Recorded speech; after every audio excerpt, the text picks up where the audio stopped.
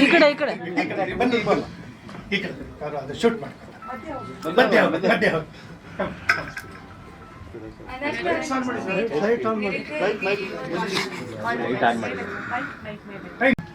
ಹೌದು ಸರ್, ಸ್ವಲ್ಪ ಗ್ಯಾಪ್ ಆಗಿ ಹೋಗಿದೆ.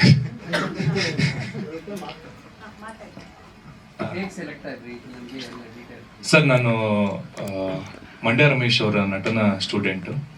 ಸೊ ಆ ಗ್ರೂಪಲ್ಲಿ ಒಂದು ಮೆಸೇಜ್ ಬಂದಿತ್ತು, ಈ ಥರ ನಾಯಕ ನಟರಿಗೆ ಹುಡುಕಾಟ ಇದೆ ಅಂತ. ಸೊ ನನ್ನ ಪ್ರೊಫೈಲ್ನೆಲ್ಲ ಕಳಿಸಿದೆ. ರಮೇಶ್ ಕೃಷ್ಣ ಸರ್ಗೆ ಇಷ್ಟ ಆಯಿತು. ಆಮೇಲೆ ಕರೆಸಿದ್ರು, ಮಾತಾಡಿ ಅವರು ಒಂದು ಆಡಿಷನ್ ತೊಗೊಂಡ್ರು. ಅದರಲ್ಲಿ ನನ್ನ ಇಷ್ಟಪಟ್ಟರು. ಸೊ ಹಾಗಾಗಿ ಜರ್ನಿ ಶುರು ಆಯ್ತು ಸರ್ ನಂದು. ಮೇಡಮ್, ಪಾತ್ರದ ಬಗ್ಗೆ ಜಾಸ್ತಿ ಏನು ಹೇಳೋಕ್ಕಾಗಲ್ಲ, ಯಾಕಂದರೆ ನಾನು ಏನು ಹೇಳೋಕ್ಕೂ ಇಲ್ಲಿ ಡೈರೆಕ್ಟರ್ ಸರ್ ಆಗಿದ್ದಾರೆ. ಸರ್, ಶೇಡೇ ಸಿನಿಮಾ ಸರ್.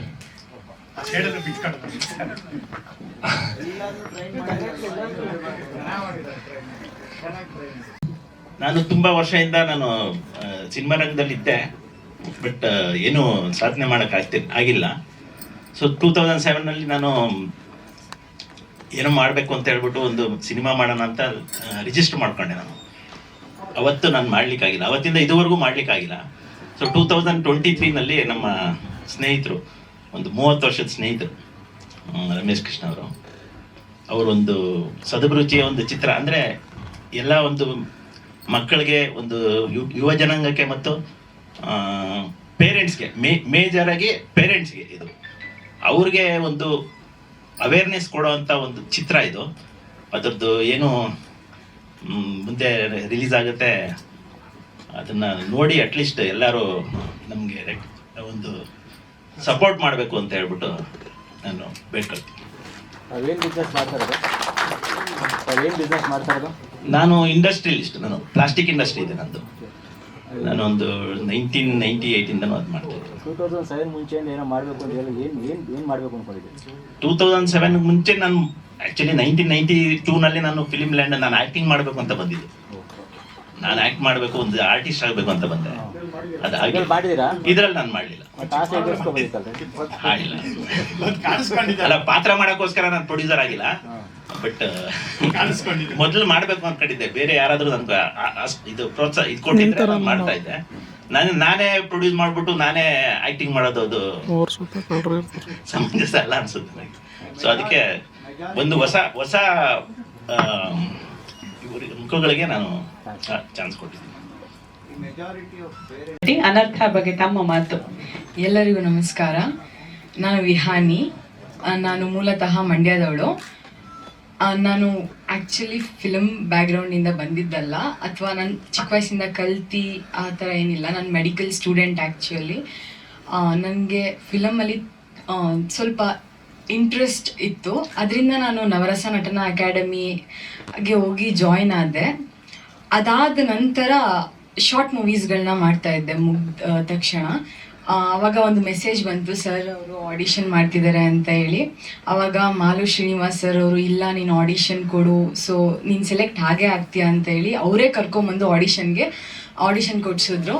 ಸೊ ಅದಾದಮೇಲೆ ಸರ್ ಫೋನ್ ಮಾಡಿ ನೀವು ಸೆಲೆಕ್ಟ್ ಆಗಿದ್ದೀರಾ ಹೀರೋಯಿನ್ಗೆ ಅಂತ ಹೇಳಿದ್ರು. ನಾನು ತುಂಬ ಥ್ಯಾಂಕ್ಸ್ ಸರ್, ನೀವು ಅಷ್ಟು ಇಷ್ಟಪಟ್ಟು ಆ ಪಾತ್ರನ ಬರೆದಿದ್ದೀರಾ. ಅದನ್ನು ನನ್ನ ನಂಬಿ ನೀವು ನನ್ನ ಕೈ ಕೊಟ್ಟು ನನ್ನ ಕೈಲಿ ಆ್ಯಕ್ಟ್ ಮಾಡಿಸಿದ್ರಲ್ಲ ಸರ್, ತುಂಬ ಥ್ಯಾಂಕ್ಸ್. ನಾನು ನಂಬಿ ಆ ಪಾತ್ರನ ಕೊಟ್ಟಿದ್ದಕ್ಕೆ. ಪ್ರೊಡ್ಯೂಸರ್ ಸರ್ ತುಂಬ ಥ್ಯಾಂಕ್ಸ್ ನಿಮ್ಗೂ. ಹಂಗೆ ನಾವು ನಿಮ್ಮನ್ನೇ ಗಣ್ಯರು, ಇವಾಗ ಮುಖ್ಯ ಅತಿಥಿಗಳು, ತಾವು ಹೇಗೆ ಹೇಳಿದ್ರೆ ನಾನು ಕೇಳಲೇಬೇಕು, ಖಂಡಿತವಾಗ್ಲೂ ಕೇಳ್ತೀನಿ. ಸರ್, ಮಾತಾಡೋದಕ್ಕಿಂತ ಮುಂಚೆ ಒಂದು ಪ್ರಶ್ನೆ. 10 ಅಥವಾ 15 ಪೋಸ್ಟ್ ಇರುತ್ತೆ ಅಂತ, ಯಾಕಂದ್ರೆ ಇವತ್ತಿನ ಪರಿಸ್ಥಿತಿಗೋಸ್ಕರ ನಾನು ಮಾತಾಡ್ತಾ ಇರೋದು ಈ ಮಾತು. 10 ಅಥವಾ 15 ಪೋಸ್ಟ್ ಇರುತ್ತೆ ಅಂತ ಎಲ್ಲರಿಗೂ ಗೊತ್ತಿರುತ್ತೆ. 15 ಪೋಸ್ಟ್ ಖಾಲಿ ಇರ್ಬೋದು ಅಂತ. ಆದರೂ ಕೂಡ 1,000 ಜನ 1,500 ಜನ ಬಂದು ಎಕ್ಸಾಮ್ನ ಬರೀತಾರೆ, ಕಷ್ಟಪಟ್ಟು ಎಕ್ಸಾಮ್ ಬರೀತಾರೆ. ಎಲ್ಲರಿಗೂ ಗೊತ್ತಿರುತ್ತೆ, ಎಕ್ಸಾಮ್ ಬರೆಯೋರಿಗೆಲ್ಲ ಗೊತ್ತಿರುತ್ತೆ 10 ಪೋಸ್ಟು ಅಥವಾ 15 ಪೋಸ್ಟ್ ಇರೋದು ಅಂತ. ಆದ್ರೂ ಆ 15ರಲ್ಲಿ ನಾನು ಒಬ್ಬ ಅಂತ ಎಲ್ಲರೂ ಅನ್ಕೋತಾ ಇರ್ತಾರೆ. ಎಲ್ಲರೂ 15ರಲ್ಲಿ ನಂದು ಹಾಗೆ ಆಗುತ್ತೆ, ಸಖತ್ತಾಗಿ ಬರೆದಿದ್ದೀನಿ, ನಂದು ಹಾಗೆ ಆಗುತ್ತೆ ಅಂತ ಎಲ್ಲರೂ ಅನ್ಕೋತಾರೆ. ಅದೇ ರೀತಿಯೂ ಇವತ್ತಿನ ಕನ್ನಡ ಚಿತ್ರರಂಗದ ಪರಿಸ್ಥಿತಿ ಹಾಗಾಗಿದೆ ಸರ್. ಕೆಲವೇ ಚಿತ್ರಗಳು ಮಾತ್ರನೇ ಜನ ತಗೊಳ್ತಾ ಇದ್ದಾರೆ, ಮಿಕ್ಕಿದ್ದಕ್ಕೆ ಜನ ಥಿಯೇಟರ್ಗೆ ಬರ್ತಾನೆ ಇಲ್ಲ. ಯಾಕೆ ಅನ್ನೋದು ಗೊತ್ತಿಲ್ಲ. ನಾವೂ ನೋಡಿ ಆ ಪರಿಸ್ಥಿತಿನಲ್ಲಿ ಆ 15ರಲ್ಲಿ ನಾವು ಒಬ್ಬರು ಆಗ್ತೀವಿ ಅನ್ನೋ ಒಂದು ನಂಬಿಕೆ ಇಟ್ಕೊಂಡು ಈ ಚಿತ್ರನ ನಾನು ಪ್ರೊಡ್ಯೂಸರ್ಗೆಲ್ಲ ಫಸ್ಟಲ್ಲೇ ಹೇಳಿದ್ದೀನಿ, ಏನು ಇದೊಂದು ಕಲಿಕೆಗೆ ಅವಕಾಶ ಅಷ್ಟೇ ಇದು ಅಂದ್ಬಿಟ್ಟು. ಯಾಕೆಂದರೆ ಬಿಸ್ನೆಸ್ ಅನ್ನೋದು ತುಂಬ ಕಷ್ಟ ಇದೆ. ಸಿನಿಮಾ ಮಾಡೋದು ನಾವು ಕಷ್ಟಪಟ್ಟು ಹೋರಾಟ ಮಾಡಿ ನಮಗೆ ನಮ್ಮ ಪ್ರತಿಭೆನ ತೋರಿಸ್ಕೊಳ್ಬೇಕು ಅಂತ ನಾಯಕರಾಗಲಿ ನಾಯಕಿಯರಾಗಲಿ ಎಲ್ಲರೂ ನಾವೆಲ್ಲ ಕಷ್ಟಪಟ್ಟು ಮಾಡ್ತೀವಿ. ಬಟ್ ಅದನ್ನು ರಿಲೀಸ್ ಮಾಡೋದಿದೆಯಲ್ಲ ಸರ್, ಇವತ್ತು ಅದು ತುಂಬಾ ಕಷ್ಟವಾದ ಕೆಲಸ ಆಗಿಬಿಟ್ಟಿದೆ. ಎಸ್ಪೆಷಲಿ ಏನಂದರೆ ರಿಲೀಸೂ ನಮ್ಮ ರಮೇಶ್ ಅಂತ ಒಬ್ಬ ಒಳ್ಳೆ ಡಿಸ್ಟ್ರಿಬ್ಯೂಟರ್ ಸಿಕ್ಕಿದಾಗ ನಾವು 100% ಮಾಡ್ಬೋದು. ಮೇಡಮ್ ಅವನು ಒಂದು ಚೇರ್, ರಮೇಶ್ ಅವ್ರ ವೇದಿಕೆಗೆ ಬರಬೇಕು, ದಯವಿಟ್ಟು ಬನ್ನಿ ಪ್ಲೀಸ್ ಬನ್ನಿ. ಸೊ ನಾವು ಏನು ಮಾಡಿ ಸಿನಿಮಾನೂ ರಿಲೀಸ್ ಮಾಡ್ಬೋದು ಸರ್. ನಮ್ಮ ಸಿನಿಮಾ ಕಂಟೆಂಟ್ ಚೆನ್ನಾಗಿದ್ದರೂ ಕೂಡ ಸಿನಿಮಾನ ನೋಡೋದಕ್ಕೆ ಯಾರೂ ಬರ್ತಾ ಇಲ್ಲ. ಅಂಥ ಒಂದು ಪರಿಸ್ಥಿತಿನಲ್ಲಿ 15ರಲ್ಲಿ ನಾವು ಒಬ್ಬರು ಅಂದ್ಕೊಂಡು ಈ ಚಿತ್ರನ ನಾವು ಮಾಡಿದ್ದೀವಿ ಸರ್. ಇನ್ನೊಂದು ನನ್ನ ಇದು ಏನಂದರೆ, ನಾವೆಲ್ಲ ಚಿತ್ರರಂಗದ ವೈಭವದ ದಿನಗಳನ್ನು ನೋಡಿರೋರು, ನಾವೆಲ್ಲ ಹುಡುಗರಲ್ಲ. ಈಗಿನ ಹುಡುಗರೆಲ್ಲ ಆ ವೈಭವ ಗೊತ್ತಿಲ್ಲ, ಯಾವುದೋ ಒಂದೊಂದು ಸಿನಿಮಾ ನೋಡಿರ್ತಾರೆ. ನಾವೆಲ್ಲ ಏನಂದರೆ ಚಿಕ್ಕ ವಯಸ್ಸಿಂದ ಸಿನಿಮಾನೇ ಹುಚ್ಚು. ಸಿನಿಮಾ ಅಂದರೆ ಆ ಥಿಯೇಟ್ರು, ಆ ಗೋಜಲು, ಆ ಇದು, ಆ ಸದ್ದು ಗದ್ದಲ, ಅದನ್ನು ಎಂಜಾಯ್ ಮಾಡಿಕೊಂಡು ನಾವೆಲ್ಲ ಸಿನಿಮಾಗಳನ್ನ ನೋಡ್ಕೊಂಡು ಬಂದಿರೋದು. ಸೊ ಇವತ್ತು ಆ ಪರಿಸ್ಥಿತಿ ಕನ್ನಡ ಚಿತ್ರರಂಗದಲ್ಲಿ ಎಲ್ಲಿನೂ ಕಾಣಿಸ್ತಾ ಇಲ್ಲ ಸರ್. ನಾನು ಎಲ್ಲೋ ಒಂದು ಕಡೆ ಇದನ್ನು ನಾನು ಮನವಿ ಮಾಡ್ಕೊಳ್ತಾ ಇದ್ದೀನಿ, ಕನ್ನಡ ಚಿತ್ರರಂಗದ ದಿಗ್ಗಜರೆಲ್ಲ ಖಂಡಿತವಾಗ್ಲೂ ಒಂದಾಗ್ತಾರೆ ಅಂತ ಒಂದು ನಂಬಿಕೆ ನನಗಿದೆ. ಒಂದಾಗಿ ಇದಕ್ಕೇನೋ ಒಂದು ಕರೆಕ್ಟ್ ಸೊಲ್ಯೂಷನ್ನ ಕಂಡುಕೊಂಡು ಮತ್ತೆ ಜನಗಳು ಥಿಯೇಟರ್ನ ಹತ್ರ ಮುಖ ಮಾಡುವಂತೆ ನಮ್ಮ ಎಲ್ಲ ಕನ್ನಡ ಚಿತ್ರರಂಗದ ದಿಗ್ಗಜರು ಮಾಡ್ತಾರೆ ಅನ್ನೋ ಒಂದು ಭರವಸೆ ನಂಬಿಕೆ ನಾವೆಲ್ಲರೂ ಇಟ್ಕೊಂಡಿದ್ದೀವಿ ಸರ್. ಯಾಕಂದರೆ ಇವತ್ತು ಆ ಒಂದು ಕೆಲಸ ಶೀಘ್ರದಲ್ಲೇ ಆಗಬೇಕು. ಯಾಕೆಂದರೆ ಕಂಟೆಂಟ್ ಚೆನ್ನಾಗಿರ್ಬೋದು, ಇನ್ನೂ ಚೆನ್ನಾಗಿ. ಇವಾಗ ನಾನು ಹೇಳ್ದಂಗೆ ನಮ್ಮದು ಕಂಟೆಂಟ್ ಚೆನ್ನಾಗಿದ್ರೇನು 15ರಲ್ಲಿ ಒಬ್ಬ ಅಷ್ಟೇ. ನಾನು ಎಲ್ಲೂ ಯಾರ ಹತ್ರನೂ ಬಂದ್ಬಿಟ್ಟು ಸರ್ ನನ್ನ ಸಿನಿಮಾ ಹಂಗೆ ಸರ್ ಹಿಂಗೆ ಸರ್ ಅವೆಲ್ಲ ಮಾತಾಡೋದಕ್ಕೆ ಆಗ್ತಾನೇ ಇಲ್ಲ ಪರಿಸ್ಥಿತಿ. ಎಸ್ಪೆಷಲಿ ನಾವೆಲ್ಲ ಚಿಕ್ಕ ಸಿನಿಮಾಗಳನ್ನು ಮಾಡ್ತಾಯಿದ್ವಿ, ಅಂದರೆ ದೊಡ್ಡ ಸ್ಕೇಲಲ್ಲಿ ದೊಡ್ಡ ಸ್ಟಾರ್ನ ಇಟ್ಕೊಂಡು ನಾವು ಮಾಡ್ತಾ ಇಲ್ಲ. ಸೊ ಹಾಗಾಗಿ ನಮ್ಮಂಥವ್ರಿಗೆ ಎಲ್ಲ ದಿಗ್ಗಜರು ಸೇರಿ ಇದಕ್ಕೆ ಒಂದು ಕರೆಕ್ಟ್ ಸೊಲ್ಯೂಷನ್ನ ಕಂಡು ಇಟ್ಕೋತಾನೆ ಅನ್ನೋ ಒಂದು ಭರವಸೆ ನಂಬಿಕೆ ಖಂಡಿತವಾಗ್ಲೂ ನಾವು ಇಟ್ಕೊಂಡಿದ್ದೀವಿ ಸರ್. ಈಗ ಅನರ್ಥ ಚಿತ್ರದ ಬಗ್ಗೆ ಮಾತಾಡ್ತೀನಿ ಸರ್. ಇದು ಪುಸ್ತಕಗಳು ಓದೋರು ಪೀಠಿಕೆ ಇದ್ದೇ ಇರುತ್ತೆ, ಪುಸ್ತಕ ಓದೋರಿಗೆಲ್ಲ ಗೊತ್ತಿರುತ್ತೆ ಅದು ಪೀಠಿಕೆ ಆದಮೇಲೆ ಮೇನ್ ಸಬ್ಜೆಕ್ಟಿಗೆ ಬರ್ತೀವಿ ಅನ್ನೋದು. ಒಂದು ಅನರ್ಥ ಅಂತ ಒಂದು ಸಿನಿಮಾ ಮಾಡಬೇಕು ಅಂತ ನಾನು ನಿರ್ಧಾರ ಮಾಡಿದೆ. ಸೊ ಈಗಿನ ಚಿತ್ರರಂಗದ ಪರಿಸ್ಥಿತಿ ನಾನು ಹೇಳಿದ್ನಲ್ಲ ಆ ರೀತಿ ಎಲ್ಲೋ ಒಂದು ಕಡೆ ನಾನೊಂದು ದೊಡ್ಡ ಸಿನಿಮಾ ಮಾಡಿಬಿಟ್ಟು ಸರ್, ಇವನ್ ಒಂದು ಬೋಂಡ ವ್ಯಾಪಾರ ಮಾಡೋರು ಕೂಡ ಅವ್ನಿಗೆ ವ್ಯಾಪಾರ ಮಾಡೋದು ಗೊತ್ತಿಲ್ಲದೆ ಇದ್ರೆ, ಅದನ್ನು ಮಾರ್ಕೆಟಿಂಗ್ ಮಾಡೋಕ್ಕೆ ಗೊತ್ತಿಲ್ಲದೆ ಇದ್ರೆ 100% ಅವ್ನು ಸೋಲ್ತಾನೆ. ಒಂದು ಬೋಂಡ ವ್ಯಾಪಾರಿ ಕೂಡ ಅವನು ಮುಚ್ಕೊಂಡು ಹೋಗ್ಬೇಕು. ಎಷ್ಟೋ ಜನ ನಾನು ನೋಡಿದ್ದೀನಿ. ಅಂಥದ್ದು ಸಿನಿಮಾ ಸರ್. ಇದು ಯಾರ್ಯಾರೋ ಏನೇನೋ ಬಂದ್ಬಿಟ್ಟು ಇಲ್ಲಿ ಮಾಡಿಬಿಡೋದಕ್ಕೆ ಖಂಡಿತವಾಗ್ಲೂ ಆಗೋದಿಲ್ಲ. ಸಿನಿಮಾ ಅನ್ನೋದು ಅದು ಒಂದು ದೊಡ್ಡ ಮಾಧ್ಯಮ, ದೊಡ್ಡ ಇಂಡಸ್ಟ್ರಿ ಸಿನಿಮಾ ಅನ್ನೋದು. ಯಾಕಂದರೆ ಸಿನಿಮಾ ಅನ್ನೋದು ನಮ್ಮ ರಕ್ತದಲ್ಲೇ ಹರಿತಾ ಇರೋದ್ರಿಂದ ಹೇಳ್ತಾರೆ ಮಾತಿದು. ಸೊ ಸಿನಿಮಾ ಅನ್ನೋದು ಒಂದು ದೊಡ್ಡ ಇಂಡಸ್ಟ್ರಿ. ಅದನ್ನು ಗೊತ್ತಿಲ್ದಿರ ನಾವೆಲ್ಲ ಒಂದು ಕಡೆ 1 ಕೋಟಿ ಅಲ್ಲ 5 ಕೋಟಿ ಅಲ್ಲ 10 ಕೋಟಿ ಸಿನಿಮಾ ಮಾಡಿದ್ರು ಕೂಡ ಅದರ ಹೇಗೆ ಅದನ್ನು ರಿಲೀಸ್ ಮಾಡಬೇಕು, ಹೇಗೆ ಜನ ಬರ್ತಾರೆ, ಯಾವ ರೀತಿ ಕಂಟೆಂಟ್ ತಗೊಳ್ತಾರೆ, ಇದು ಗೊತ್ತಿಲ್ಲದೆ ಇದ್ರೆ ಖಂಡಿತವಾಗ್ಲೂ ನಾವು ಸೋತ್ಬಿಡ್ತೀವಿ. ಇದನ್ನು ನಾನು ಫಸ್ಟ್ ಶ್ರೀಧರ್ಗೆ ಹೇಳಿದೆ. Sridhar is my close friend. ಮೊದಲಿಂದ ಗೊತ್ತಿದ್ರಿಂದ ಶ್ರೀಧರ್ ದುಡ್ಡು ಬರುತ್ತೋ ಇಲ್ವೋ, ದುಡ್ಡು ಬರೋದು ಬಿಡೋದು ನಾನು ಬಂದ್ಬಿಟ್ಟು, ಯಾಕಂದರೆ ದುಡ್ಡು ಬರುತ್ತೆ ಅಂತ ಹೇಳೋರಿಗೆ ಚಕ್ಕಂತ ಅವಕಾಶ ಸಿಗುತ್ತೆ.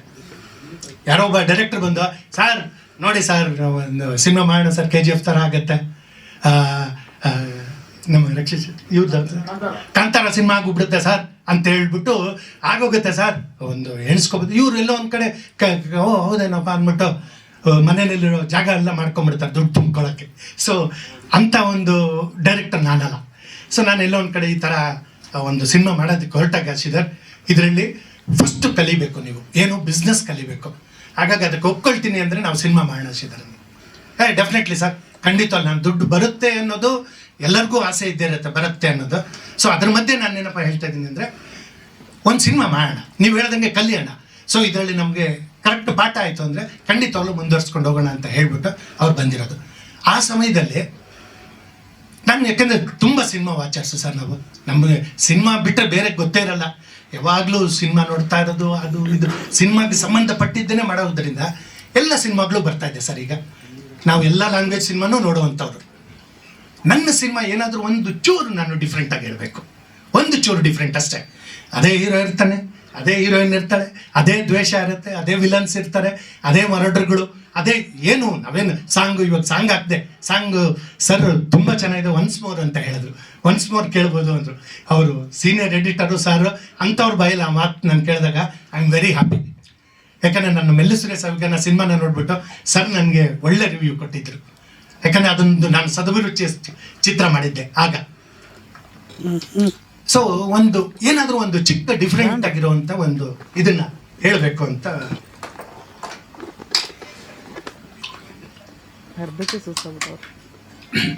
ನಿರ್ಧಾರ ಮಾಡಿಕೊಂಡೆ ಸರ್. ಆಗ ಹುಟ್ಟಿದ್ದೆ ಅನರ್ಥ ಚಿತ್ರ. ನಾನು ತೆಲುಗು ಮತ್ತು ಕನ್ನಡ ಫಿಲ್ಮ್ಸಲ್ಲಿ ಆ್ಯಕ್ಟ್ ಮಾಡಿದ್ದೀನಿ. ಲೀಡಾಗಿ ಮಾಡಿದ್ದೆ ಕನ್ನಡದಲ್ಲಿ 2019-20 ರಿಲೀಸ್ ಆಯಿತು RH100 ಅಂತ. ಸೊ ಆ ಸಿನಿಮಾದ ಹೀರೋ ನಾನು. ಆ ಟೈಮಲ್ಲಿ ನಿಮಗೆ ಗೊತ್ತು ಸಿಚುವೇಶನ್ ಹೇಗಿತ್ತು ಅಂತ. ಸೊ ಅದು ನನ್ನ ಮೂವಿ ರಿಲೀಸ್ ಆಗಿ ನೆಕ್ಸ್ಟ್ ದಿನನೇ ಟೆಲಿಗ್ರಾಮಲ್ಲಿ ಬಂದ್ಬಿಡ್ತು. ನಿಮಗೆ ಗೊತ್ತು ಈ ಸಿಚುವೇಶನ್ಸ್ ಪ್ರೆಸೆಂಟ್ ರಿಯಾಲಿಟಿ ಮಾತಾಡಬೇಕು, ಸುಮ್ಮನೆ ನಾವೇನೋ ಅಂದ್ಕೊಂಡು ಮಾತಾಡೋದಲ್ಲ. ಸೊ ಬಿಸ್ನೆಸ್ಸು ಅಷ್ಟೇ, ನೀವು ಹೇಳ್ದಂಗೆ 3 ಫೈಟ್ ಆಗಲಿ ಎಲ್ಲ ಇವಾಗ ಆಗ್ರಿಗೇಟರ್ಸ್ ಇರ್ತಾರೆ ಮುಂಬೈಯಲ್ಲಿ, ಅವರೇ ಡಿಸೈಡ್ ಮಾಡ್ತಾರೆ ನಿಮಗೆ ನಿಮ್ಮ ಮೂವಿ ಎಷ್ಟು ಹೋಗ್ಬೇಕು ಏನು ಅಂದ್ಬಿಟ್ಟು. ಇವಾಗ ತಗೊಳ್ತಾನೆ ಇಲ್ಲ ಕನ್ನಡ ಮೂವೀಸು. ನೀವು ನೆಟ್ಫ್ಲಿಕ್ಸ್ ಆಗಲಿ ಯಾವುದೇ ನೀವು OTT ಪ್ಲಾಟ್ಫಾರ್ಮ್ಸ್ ನೋಡಿ, ಕನ್ನಡ ತುಂಬ ಕಡಿಮೆ ಇದೆ. ತೆಲುಗು ತಮಿಳ್ ಅಂದರೆ ಅದಕ್ಕೆ ಬೇರೆ ಮರ್ಯಾದೆ ಇದೆ. ಕನ್ನಡದಲ್ಲಿ ಅಂದರೆ ಹೊಸಬ್ರು ಮೂವೀಸ್ಗೆ ಫಸ್ಟ್ ಕೇಳೋದೇ ಸ್ಟಾರ್ ಕ್ಯಾಸ್ಟ್ ಯಾರಿದ್ದಾರೆ, ಎಷ್ಟು ಈ ಮೇಕಿಂಗ್ ಯಾವ ಕ್ಯಾಮ್ರಲ್ಲಿ ಮಾಡಿದ್ದೀರಾ, ಎಷ್ಟು ಬಡ್ಜೆಟ್ ಇದೆ ನಿಮ್ಮದು, ಇದೇ ಕೇಳೋದು ನಮಗೆ ಅವಾಗ ಗೊತ್ತಾಯ್ತು ನಮ್ಮ ರಿಯಾಲಿಟಿ. ಒಂದು ಫಿಲಮ್ ಮಾಡಿ ಲಾಸ್ ಮಾಡ್ಕೊಂಡ್ಮೇಲೆ ಗೊತ್ತಾಗುತ್ತೆ ಅದು ರಿಯಾಲಿಟಿ ಏನಂತ. ಸೊ ಇವಾಗ ತೆಲುಗುಲಿ ಒಂದು ಫಿಲಮ್ ಮಾಡಿದೆ, ಅಲ್ಲಿ ಅದು ಆಮೇಲೆ OTTಗೆ ಹೋದರೆ ಅದು ಮರ್ಯಾದೆನೇ ಬೇರೆ. ಕನ್ನಡದಲ್ಲಿ ಅಂದರೆ ಹೊಸಬ್ರು ಮೂವೀಸ್ಗೆ ಅಂದರೆ ನಿಮಗೆ ಗೊತ್ತಿರುತ್ತೆ ಪ್ರೆಸೆಂಟ್ ಸಿಚುವೇಶನ್ ಹೇಗಿದೆ ಅಂತ. ಸೊ ಇದರಲ್ಲಿ ಅನರ್ಥ ಒಂದು ಫಿಲಮಲ್ಲಿ ಒಂದು ಸಸ್ಪೆನ್ಸ್ ಥ್ರಿಲ್ಲರಲ್ಲಿ ಒಂದು ವೈಟೇಜ್ ರೋಲ್ ಮಾಡಿದ್ದೀನಿ. ಸೊ ಪಾತ್ರದ ಬಗ್ಗೆ ಏನು ಹೇಳೋಕ್ಕಾಗಲ್ಲ. ಸೊ ಸಣ್ಣ ಪಾತ್ರ ಆದರೂ ಕೂಡ ಅದು ತುಂಬ ವೈಟೇಜ್ ಕೊಡುವಂಥ ಮೂವಿ ಈ ಮೂವಿಲಿರೋದು. So wonderful experience. ಸರ್ ಜೊತೆ ವರ್ಕ್ ಮಾಡಿದ್ದು ನಂಗೆ ತುಂಬ ಖುಷಿ ಆಯಿತು. ಸೆಟ್ಟಲ್ಲೆಲ್ಲ ನಿಮಗೆ ಇವತ್ತು ಸರ್ ಒಂಥರ ಜಾಲಿ ಫನ್ ಆಗಿರ್ತಾರೆ, ಎಲ್ಲೂ ನಮಗೆ ಡಿಸ್ಕಂಫರ್ಟ್ ಮಾಡಲ್ಲ. ಆ್ಯಂಡ್ ಅವರೇ ಆ್ಯಕ್ಟ್ ಮಾಡಿ ತೋರಿಸ್ತಾರೆ ನಮಗೆ. ಸೊ ಏನಾದರೂ ನಮಗೆ ಡೌಟ್ ಇತ್ತು ಅಂದರೆ ಅವರೇ ಆ್ಯಕ್ಟ್ ಮಾಡಿಬಿಟ್ಟು ತೋರಿಸ್ತಾರೆ. ಆ್ಯಂಡ್ ಡಬ್ಬಿಂಗ್ ಟೈಮಲ್ಲೂ ಅಷ್ಟೇ ಸರ್ ಪ್ರತಿಯೊಂದು ವರ್ಡ್ಸ್ ಹೆಂಗೆ ಪಾಸ್ ಕೊಡಬೇಕು, ಎಲ್ಲಿ ಸ್ಟ್ರೆಸ್ ಮಾಡಬೇಕು, ತುಂಬ ಒಂದು ವರ್ಕ್ಶಾಪ್ ಥರನೇ ಆಯಿತು ನಮ್ಮ ಮೂವಿ. ಒಳ್ಳೆ ಎಕ್ಸ್ಪೀರಿಯನ್ಸ್ ಸರ್ ಜೊತೆ ವರ್ಕ್ ಮಾಡಿದ್ದು. ಆ್ಯಂಡ್ ನಮ್ಮ ಪ್ರೊಡ್ಯೂಸರ್ ಅದನ್ನು ನೋಡಿ ನಮಗೆ ಆಲ್ ದ ಬೆಸ್ಟ್ ಹೇಳಿಲ್ಲ ಸರ್. ಶಿವರಾಜ್ ಕುಮಾರ್ ಸರ್ಗೆ ನಾನು ಇಲ್ಲಿಂದ ನಮ್ಮ ತಂಡದ ಪರವಾಗಿ ಥ್ಯಾಂಕ್ಸ್ ಹೇಳ್ತಾ ಇದ್ದೀನಿ ಸರ್. ಇದು ಅಂತ ಅಂದರು. Yes sir correct sir. Kaveri ಥಿಯೇಟ್ರಲ್ಲೇ ನಾವೆಲ್ಲ ಸಿನಿಮಾಗಳು ಸೆಕೆಂಡ್ ಶೋಗಳು ನೋಡಿ ಬೆಳೆದವರು ಸರ್. ಕಾವೇರಿ ಥಿಯೇಟರ್ ಇವತ್ತು ನೋಡಿದಾಗ ಹೊಟ್ಟೆ ಹೊಡೆದೋಗುತ್ತೆ ಸರ್. ಅದನ್ನು ಹೊಡೆದಾಗ್ತಾ ಇದ್ದಾರೆ. ಆಮೇಲೆ ಈಗಿನ ಹುಡುಗರಿಗೆ ಆ ಸೆಂಟಿಮೆಂಟ್ ಇರಲ್ಲ, ಮರಿಬೇಡಿ. ಯಾಕೆಂದ್ರೆ ಅವರು ಆ ಥರದ್ದು ಥಿಯೇಟರ್ಗಳಲ್ಲಿ ಹೋಗೇ ಇಲ್ಲ. ಅವರೆಲ್ಲ ಮಾಲ್ಗಳಲ್ಲಿ ನೋಡಿರೋರು, ಮೊಬೈಲ್ಗಳಲ್ಲಿ ನೋಡಿರೋರು, ಅವ್ರಿಗೆಲ್ಲ ಆ ಫೀಲಿಂಗ್ಸೇ ಇಲ್ಲ ಸರ್. ಯಂಗ್ಸ್ಟರ್ಸ್ಗೆ ಆ ಫೀಲಿಂಗ್ಸ್ ಎಲ್ಲ ಈಗ ಕಾವೇರಿ ಹೊಡೆದಾಗ್ತಾ ಇದ್ದಾಗ ನನ್ಗೆ ಯಾರೋ ಒಬ್ರು ವಿಡಿಯೋ ಆಗ್ತಾ ನಮ್ಮ ಕಸಿನ್ ಬ್ರದರು, ಅದನ್ನ ನೋಡಿದಾಗ ನಂಗೆ ದುಃಖ ಆಯ್ತು. ವಿಷ್ಣು ಅನ್ನೋ ಪಾತ್ರ ಮಾಡಿದ್ದೀನಿ. ಪ್ಲಸ್ ಈ ಸಿನಿಮಾ ನಾನು ಪ್ರೊಡಕ್ಷನಲ್ಲಿ ಕೂಡ ವರ್ಕ್ ಮಾಡಿದ್ದೀನಿ. ಸೊ ಸಿನಿಮಾ ನಂಗೆ ತುಂಬ ಕಲಿಯೋಕ್ಕೆ ಸಿಕ್ತು. ರಮೇಶ್ ಕೃಷ್ಣ ಸರ್ ಅಂತೂ ಅವ್ರ ಜೊತೆ ನಾವು ಫ್ಯಾಮಿಲಿ ಥರ ಆಗೋಗಿತ್ತು ನಮ್ಮ ಟೀಮ್ ಬಂದ್ಬಿಟ್ಟು. ಯಾಕಂದರೆ ಸರ್ ಎಲ್ಲನೂ ಪರ್ಫೆಕ್ಷನ್ ನೋಡೋರು. ನಮಗೆ ಬರೋವರೆಗೂ ಸರ್ರು ಟೇಕ್ ಓಕೆ ಮಾಡ್ತಿರ್ಲಿಲ್ಲ. ಆಮೇಲೆ ಡಬ್ಬಿಂಗಲ್ಲೂ ಅಷ್ಟೇ ತುಂಬ ಒಳ್ಳೆ ಎಕ್ಸ್ಪೀರಿಯನ್ಸ್ ಆಯ್ತು ನನಗಂತೂ. ಬಿಕಾಸ್ ಒಂದು ಕ್ಯಾರೆಕ್ಟರ್ ನಾನು ಡಬ್ ಕೂಡ ಮಾಡಿದೆ. ಸೊ ತುಂಬ ಕಲಿತೆ ನನಗೂ. ಈ ಸಿನಿಮಾಲಿ ನನಗೆ ತುಂಬ ಲರ್ನಿಂಗ್ ಎಕ್ಸ್ಪೀರಿಯನ್ಸ್ ಇತ್ತು. ಪ್ರೊಡಕ್ಷನ್ ಇರಲಿ, ಆ್ಯಕ್ಟಿಂಗ್ ಇರಲಿ, ಅಥವಾ ಡಬ್ಬಿಂಗ್ ಮಾಡೋದಿರಲಿ. ಸಿನಿಮಾ ಇಲ್ಲಿವರೆಗೂ ಬಂದಿದೆ, ಅದೇ ನಮಗೆ ತುಂಬ ಖುಷಿ. ಯಾಕಂದರೆ ಎಷ್ಟೊಂದು ಸಿನಿಮಾಗಳು ಮಾಡ್ತೀವಿ, ಏನಾಗುತ್ತೆ ಅನ್ನೋದೇ ಗೊತ್ತಾಗಲ್ಲ ನಮಗೆ. ಸೊ ಶ್ರೀಧರ್ ಸರ್ ತುಂಬ ಥ್ಯಾಂಕ್ ಯು. ಹೆಸರು ವಿಶಾಲ್ ಮಣ್ಣು. ಮೂಲತಃ ನಾ ಬಳ್ಳಾರಿ ಡಿಸ್ಟಿಕ್ನ ಕಂಪ್ಲಿ ತಾಲೂಕ್ನವನು. ಅನರ್ಥ ಸಿನಿಮಾ ಬಗ್ಗೆ ಹೇಳಬೇಕಂದ್ರೆ ಒಂದು ಒಳ್ಳೆ ಎಕ್ಸ್ಪೀರಿಯನ್ಸ್ ನನಗೆ. ನನ್ನ ಲೈಫಲ್ಲಿ ನನ್ನ ಮೊದಲನೇ ಸಿನಿಮಾ. ಅದಕ್ಕೆ ಚಾನ್ಸ್ ಕೊಟ್ಟಿದ್ದ ರಮೇಶ್ ಕೃಷ್ಣ ಹಾಗೂ ಶ್ರೀಧರ್ ಸರ್ಗೆ ನಾನು ಯಾವಾಗಲೂ ನನ್ನ ಒಂದು ಇದ್ರ ಸ್ವಲ್ಪ ನರ್ವಸ್ ಆಗಿದ್ದೀನಿ. ನಾವಿಬ್ರು ಈ ಮೂವಿ ನೋಡಿದ್ದೀವಿ, ತುಂಬ ಚೆನ್ನಾಗಿದೆ. ಪ್ಲಾಟ್ ಟ್ವಿಸ್ಟ್ ಮಾತ್ರ ತುಂಬ ಸರ್ಪ್ರೈಸಿಂಗ್ ಆಗಿರುತ್ತೆ, ಯಾರೂ ಗೆಸ್ ಮಾಡೋಕ್ಕಾಗಲ್ಲ. ಥ್ರಿಲ್ಲರ್ ಮತ್ತು ಸಸ್ಪೆನ್ಸ್ ಯಾರು ಜಾಸ್ತಿ ಇಷ್ಟಪಡ್ತಾರೋ ಈ ಮೂವಿ ಅವ್ರಿಗೆ ತುಂಬಾ ಇಷ್ಟ ಆಗುತ್ತೆ. ಕೀರ್ತಿ ಆ ಪ್ಲಾಟ್ ಟ್ವಿಸ್ಟ್ ಇಷ್ಟ ಆಗುತ್ತೆ. ಥ್ರಿಲ್ಲರ್ ಸಸ್ಪೆನ್ಸ್ ಎಲ್ಲ ಇದೆ. ಕೀರ್ತಿ ಸೊ ನನ್ನ ಹೆಸರು ಕೀರ್ತಿ. ಈ ಮೂವಿ ಫಸ್ಟ್ ಪಾರ್ಟ್ ನೋಡ್ತಾ ಇರುವಾಗ ತುಂಬ ಇಂಟ್ರೆಸ್ಟಿಂಗ್ ಆಗಿತ್ತು, ಆದರೆ ಸೆಕೆಂಡ್ ಪಾರ್ಟ್ ತುಂಬ ಚೆನ್ನಾಗಿದೆ. So it's worth your time, you should definitely. ಎಲ್ಲರಿಗೂ ನಮಸ್ಕಾರ. ಸೊ ಚಿತ್ರ ತಿಂಗಳು ಬಿಡುಗಡೆ ಬೇಕಂತ ಪ್ಲಾನ್ ಮಾಡಿದ್ರು. ಇದಕ್ಕೆ ನನ್ನನ್ನೇ ಆದಂಥ ಗುರುತಿಸಿ ನಾಯಕರ ನಿರ್ದೇಶಕರು ರಮೇಶ್ ಕೃಷ್ಣ ಅವರು ಹಾಗೂ ನಿರ್ಮಾಪಕರು ನನ್ನ ಗುರುತಿಸಿ ಸರ್ ನೀವು ಮಾಡಿಕೊಡು ಅಂತ ಕೇಳಿದ್ರು. ನಾನು ಅದನ್ನು ಫಸ್ಟ್ ನೀವೇನು ಮಾಡಿದ್ದಾರೆ ತೋರಿಸಿ ಅಂತ ಕೇಳ್ತೀವಿ. ಟ್ರೈಲರು ಮತ್ತು ಟೀಸರ್ ಒಂದು ಟ್ರೈಲರ್ ಮೇಲೆ ಟೀಸರ್ ಸಾಂಗ್ಸ್ ಇದ್ದರು. ಭಾಳ ಖುಷಿ ಆಯಿತು, ನೋಡಿದೆ, ತುಂಬ ಸಸ್ಪೆನ್ಸಲ್ಲಿ ಇತ್ತು. ಇದು ಹೊಸತನ ಇದೆ, ಚೆನ್ನಾಗಿದೆ ಅಂದ್ಬಿಟ್ಟು ಭಾಳ ಇದು ಮಾಡಿ ಇದನ್ನು ಕೆಲವೊಂದು ಡಿಸ್ಕಷನ್ ಮಾಡಿ ಇಷ್ಟು ಕೇಂದ್ರಗಳಿಗೆ ಬಿಡುಗಡೆ ಈ ಥರ ಅಂತ ಪ್ಲ್ಯಾನ್ ಮಾಡಿ ಒಂದು ಒಳ್ಳೆ ಇದನ್ನು ಡೇಟ್ ಇಟ್ಕೊಂಡು ಒಳ್ಳೆ ಟೈಮ್ ನೋಡಿ ಮಾಡೋಣ ಅಂತ ಹೇಳ್ಬಿಟ್ಟು ನೆಕ್ಸ್ಟ್ ಮಂತು 2ನೇ ವಾರದ ಬಿಡುಗಡೆ ಮಾಡಬೇಕಂತ ರಾಜ್ಯದಿಂದ ನಾವು ಪ್ರಯತ್ನ ಪಡ್ತಾ ಇದ್ವಿ. ಅದಕ್ಕೋಸ್ಕರ ನಿಮ್ಮೆಲ್ಲ ಸಹಕಾರ ಪ್ರೋತ್ಸಾಹ ಇದೇ ರೀತಿ ಇರಲಿ, ನಾವು ಸಪೋರ್ಟ್ ಮಾಡಿದ್ವಿ. ಸರ್ ಇವಾಗ ಏನಾಗುತ್ತೆ ಅಂದರೆ ಕನ್ನಡ ಹೊಸ ಪ್ರತಿಗಳು ಕನ್ನಡ ಚಿತ್ರಗಳು ಕಮ್ಮಿ ಥಿಯೇಟ್ರ್ ಕೊಡೋದು. ಏಕೆ ಅಂದರೆ ಥಿಯೇಟ್ರುಗಳಲ್ಲಿ ಅವರು ಹೀರೋ ನೋಡ್ತಾರೆ ಫಸ್ಟು, ಮಿನಿಮಮ್ ಗ್ಯಾರಂಟಿ ಬರ್ತಾರೆ ಅಂತ. ಹೊಸಬ್ರದ್ದು ಗ್ಯಾರಂಟಿ ಇಲ್ಲ ಅಂತಾರೆ. ಆದರೆ ಹೊಸಬ್ರಲ್ಲಿ ಒಳ್ಳೆ ಪ್ರತಿಭೆ ಒಳ್ಳೆ ಕಥೆ ಇರುತ್ತೆ.